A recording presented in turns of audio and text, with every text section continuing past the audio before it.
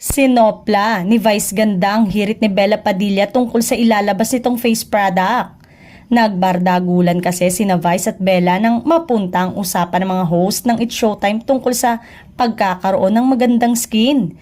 Nangyari ang lokohan ng dalawa habang ini-interview ang isang contestant sa tawag ng tanghalan nitong Merkules. Nag-react si Vice nang pinuri-puri ng aktres ang ganda ng skin ng PUP student na contender sa TNT.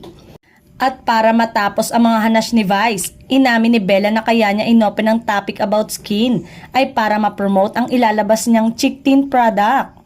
Agad nag-react si Vice na may ganun din kasing product ang kanyang Vice Cosmetic, sabay flex nito sa kanyang sariling makeup brand. Dagdag pa ni Vice, kahit nga raw sa Vice Comedy Bar ay siniserve nila sa mga customer ang cheek tint. Hindi na nga na-promote pa ni Bella ang sariling produkto dahil sa panonoplang biro ng unkabogable phenomenal star.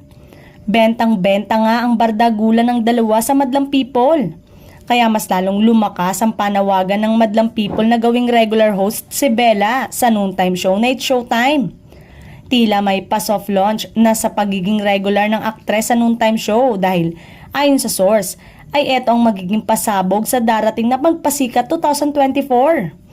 Sa mga nakaraang araw, marami ang nakapansin at humanga sa kanyang natural na karisma at mahusay na pag-host, lalo na sa mga segment kung saan siya ay madalas nakasama.